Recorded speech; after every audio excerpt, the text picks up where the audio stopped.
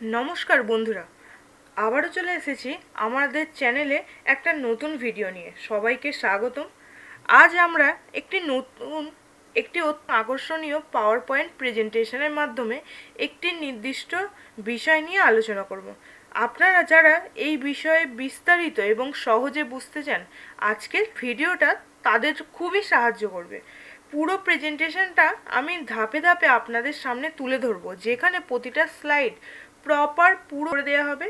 কি ধরনের প্রেজেন্টেশন হতে চলেছে, বা শুধুমাত্র এই ধরনের প্রেজেন্টেশনের বদলে এখানে আমি অন্য ডেটা দিয়ে বা অন্য ইনফরমেশন দিয়ে আরও সুন্দর সুন্দর কি করে স্লাইড করতে পারবো, তাহলে আপনারা খুব সহজেই বুঝতে পারবেন। ঠিক আছে? আর এটা পুরোপুরি, সুতরাং দেরি না করে চলুন শুরু করা যাক আমাদের আজকের এই একটা পাওয়ার পয়েন্ট প্রেজেন্টেশন। আশা করছি এই প্রেজেন্টেশনটা আপনাদেরকে খুবই সাহায্য করবে ভবিষ্যতেও, যাতে বিভিন্ন ধরনের প্রেজেন্টেশন খুব সহজে এবং সিম্পল উপায়ে তৈরি করতে পারেন। তাহলে চলুন প্রথমেই দেখে নেওয়া যাক যে আমরা কি ধরনের প্রেজেন্টেশন করতে চলেছি। আমি এখানে কার্টুন ক্যারেক্টার দিয়ে করেছি, তোমরা যদি চাও তোমরা তোমাদের মতো ডেটা বা অন্যান্য কিছু ছবি দিয়েও করতে পারো। খুব সহজেই এই কাজটা করতে পারবে। তাহলে চলো প্রথমেই আমি পাওয়ার পয়েন্ট ওপেন করে নিয়েছি। এরপর যেটা লাগবে, আমি ইনসার্টে গেছি, গিয়ে এখান থেকে পিকচার আমি আগে থেকেই বললাম ডাউনলোড করে রেখেছি। এখানেও আমি সেই ডাউনলোড পিকচারগুলোকে কি করে নিচ্ছি, সিলেক্ট করে নিচ্ছি। আর আমরা জানি কি, একটার বেশি আমরা যখন পিকচার নেব তখন আমাদের কি করতে হয়, কিবোর্ডে কন্ট্রোল বাটনটা প্রেস করে পিকচারগুলোকে সিলেক্ট করতে হয়। তাহলে আমরা যতগুলো পিকচার চাইবো এখান থেকে নিয়ে নিতে পারবো। সবগুলোকে নিয়ে এসে দেখো আমি ইনসার্ট করে নিয়েছি। এরপর কি করব, পিকচারগুলোকে একের পিছনে আরেকটা করে রাখতে শুরু করব। আর এখান থেকে দেখো ব্রিং টু ফ্রন্ট এই অপশানটাকে আমি ওপেন করে নিচ্ছি। একটার পর আরেকটাকে কি করে নিচ্ছি, আমি সামনে করে নেওয়ার জন্য। এরপর আমি পিকচারের সাইজটাকে দেখো একটু ছোট করে নিচ্ছি। তোমরা দেখতেই পাচ্ছ। আশা করছি যারা কম্পিউটার একটু আধটু জানো তারা জানো কিভাবে পিকচারটাকে ছোট করতে হয়। জাস্ট এখান থেকে এমনি সিলেক্ট করে পিকচারটাকে ছোট করে নিতে হয়। আর দেখো আমি পিকচারের সাইজগুলোকে সব এক রাখছি, জাস্ট একটু পিছন পিছন করে কি করে দিচ্ছি, পিকচারটাকে উপরে তুলে আনছি, যাতে সব পিকচারের কিছুটা অংশ আমি একসাথে দেখতে পারি। আর প্রত্যেকটা পিকচারের সাইজ একই রেখেছি। আমি একটু ফাস্ট এই কারণেই করছি, কারণ দেখতেই পাচ্ছ স্টেপগুলো একই আছে, জাস্ট একটু চেঞ্জেস হবে, একটার পর আরেকটা হবে। এরপর সবগুলোকে একসাথে সিলেক্ট করে আমি এখান থেকে রোটেশন পয়েন্টে ক্লিক করে জাস্ট রোটেট করে নিয়েছি। আর সামনের পিকচারটাকে দেখো আমি একদম স্ট্রেট করে নিলাম, বাদবাকিগুলোকে একটু রোটেট করে নিলাম। আর পিকচারের সাইজটাকে কি করেছি, একটুখানি সামান্য বাড়িয়ে দিয়েছি।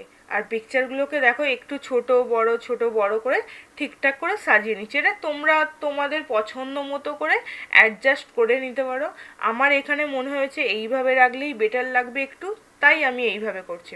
তোমরা যদি চাও তোমরা অন্যভাবেও করতে পারো, কোনো অসুবিধা নেই। আমি এইভাবে প্রত্যেকটা ছবিগুলোকে দেখো আবার ঠিকঠাক করে সাজিয়ে নিচ্ছি। এরপর আমি পিকচার ফরম্যাটে গিয়ে ক্রপে গেলাম।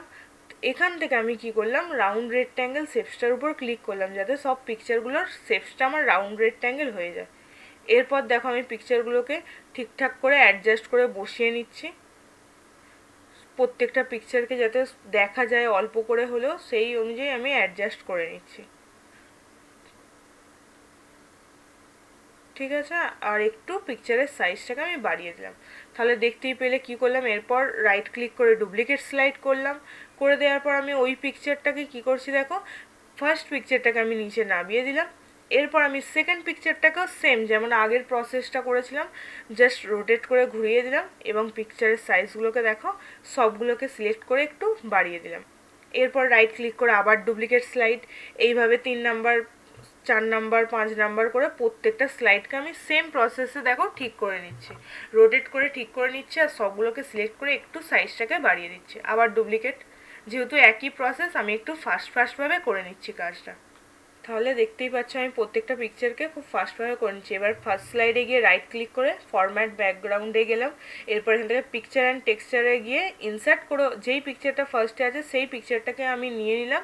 পুরো পেজটা জুড়ে আমার দেখো ওই পিকচারটাই চলে এসেছে। এরপর আমি একটা রেক্ট্যাঙ্গেল শেপস নিয়ে নিয়েছি। এরপর দেখতেই পাচ্ছ আমি রেক্ট্যাঙ্গেল শেপস নিয়ে নিয়েছি। এরপর আমি কি করলাম, সবগুলোকে সেন্ড টু ব্যাক করে দিলাম। করে দেওয়ার পর এবার কালারটাকে আমি ব্ল্যাক করে দিচ্ছি। আর দেখো ট্রান্সপারেন্সিটাকে আমি একটু সামান্য বাড়িয়ে দিচ্ছি পিকচার অ্যাকর্ডিং। ঠিক আছে, পিকচার অনুযায়ী অ্যাডজাস্ট করে দিচ্ছি। দেখো আমার কিভাবে পিকচারটা চলে এসেছে। এরপর সেম প্রসেস আমি যেমন করলাম, পিকচার অ্যান্ড টেক্সচার ফাইলে গিয়ে এখান থেকে পিকচারটাকে ইনসার্ট করে নিচ্ছি, যেটা যার পিকচার অটোমেটিক চলে আসছে। এরপর আমি এখান থেকে কি করে নেবো, সেন্ড টু ব্যাক করে নেবো। নেওয়ার পর ট্রান্সপারেন্সিটাকে কি করে দেবো, অ্যাডজাস্ট করে দেবো। প্রত্যেকটাতে আমি সেম করে যাচ্ছি এইভাবে, যেটা যার পিকচার সেই পিকচারটাকে ইনসার্ট করছি। করে দেওয়ার পর আমি কি করে দিচ্ছি, এখান থেকে ট্রান্সপারেন্সিটাকে একটু বাড়িয়ে দিচ্ছি আর এখান থেকে সেন্ড টু ব্যাক করে দিচ্ছি। তাহলেই আমার পিকচারগুলো সব সামনে চলে আসছে। এভাবে 4th স্লাইড 5th স্লাইড প্রত্যেকটাতে স্টেপ বাই স্টেপ করতে হবে। আমি আর সবগুলো দেখাইনি, আমি কিছুটা স্লাইড করে তোমাদের দেখালাম, কারণ স্টেপটা সেম প্রসেস একই হবে। ঠিক আছে, তো আমি স্টেপ বাই স্টেপ পুরোটাই বলে দিলাম তোমাদেরকে কিভাবে করতে হবে। এরপর কি করব, কিছুই নয়, তোমার প্রত্যেকটা স্লাইডে আমার হয়ে গেছে। প্রত্যেকটা স্লাইডে হয়ে গেছে। এবার প্রত্যেকটা স্লাইডকে একসাথে সিলেক্ট করে ট্রানজ্যাকশানে গিয়ে মর্ফ অপশানটাকে ওপেন করে দিলাম। এরপরেই দেখো স্লাইডে তোমরা নিশ্চয়ই দেখতে পাচ্ছ যে কিভাবে কাজটা করলাম। তোমাদের আগেও বলেছি, এখনও তোমরা নিজেদের পছন্দ মতো যেমন ইচ্ছা দেখতে পারো এখানে পিকচার। ভিডিওটা দেখার জন্য থ্যাংক ইউ। ভিডিওটা ভালো লাগলে অবশ্যই লাইক করে দিও, আমাদের চ্যানেলটাকে সাবস্ক্রাইব করে দিও আর বেল আইকনের বাটনটাকে অন রেখো।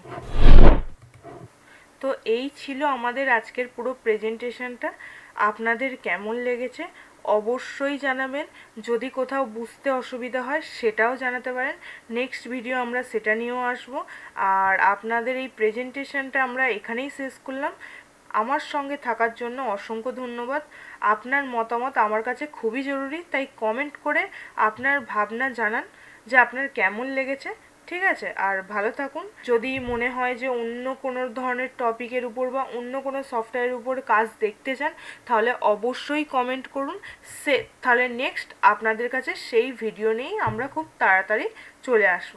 ঠিক আছে, ঠিক আছে, আজকের মতো এতটুকুই ক্লাস। আবারও আসছি নেক্সট ভিডিও নিয়ে নেক্সট ক্লাসে। ঠিক আছে, টাটা।